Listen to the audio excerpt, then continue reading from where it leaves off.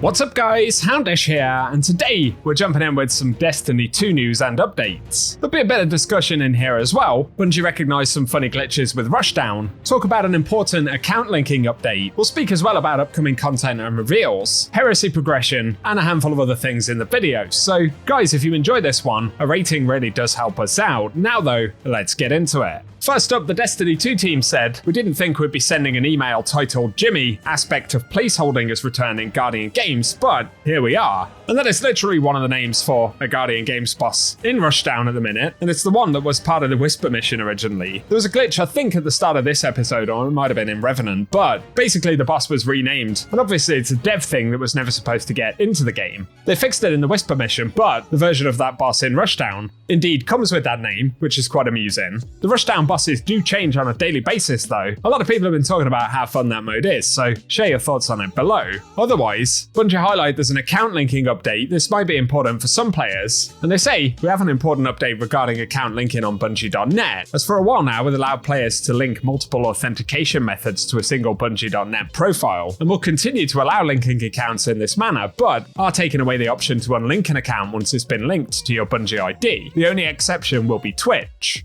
So they're targeting March 25th to make the changes. Players will have until this date to swap out or unlink any platforms that they do not want connected to their Bungie account. Plus they add that the goal is to protect the integrity of player accounts, simplify certain security systems, prevent fraud, and limit activities that go against the terms of service. So I'll link an article down below if you think that might affect you. And if there are any old platforms or things that you no longer use, maybe worth taking those off before the account linking update drops, but details are down below. Otherwise here, as we discussed the other day, Bungie are brewing up for obviously some reveals in the near future. We're still waiting for the Frontiers reveal, but as Bungie Leaks pointed out, more pre-order bonuses appear to have been added to the collections, including the Ghost Shell that we can see right here. Plus in the API it is listed next to a bunch of other pre-order folders for previous expansions on the special deliveries kiosk and stuff like that. Plus apparently we'll get an exotic emote and emblem as part of that pre-order bonus.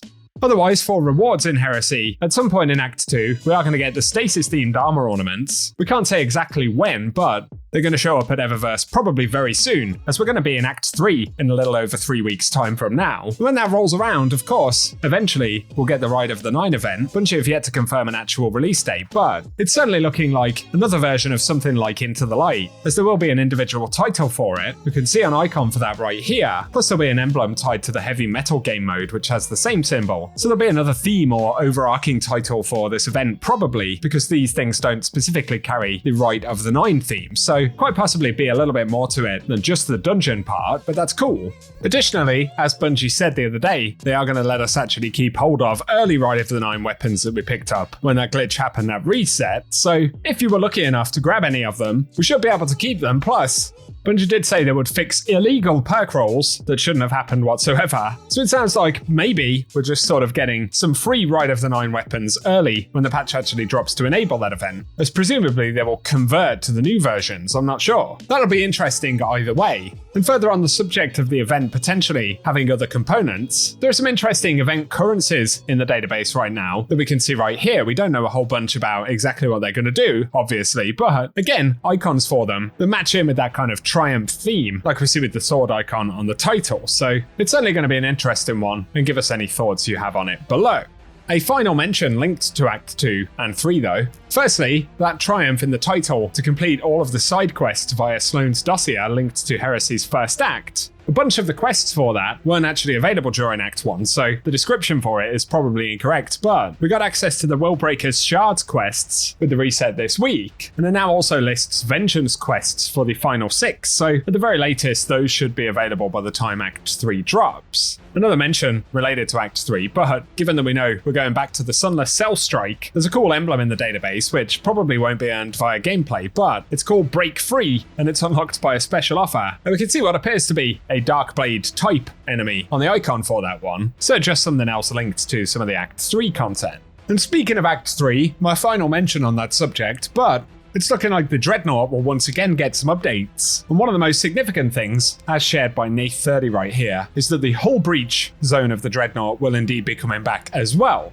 We don't know precisely when this will be, but already it's fleshed out with enemies, chests, and secrets, as pointed out in the video you can see, so that'll be another significant part of this content drop when we finally get to it. Otherwise, if you're playing the Court of Blades as part of Heresy, players have pointed out that Arbalest removes the shield of every core boss. Of course, not referring to the immune shields, but the ones that require us to complete certain mechanics. And obviously, if you're going for more difficult runs, or just to get as many boss kills as possible, that may end up being a useful shout. I have seen the discussion around rewards for Court of Blades, perhaps not being as good as they could be, the drop rates for adept weapons and things like that. It does feel like the Nether was a more rewarding activity than what Court of Blades is right now. Maybe Bungie will do some tuning for that.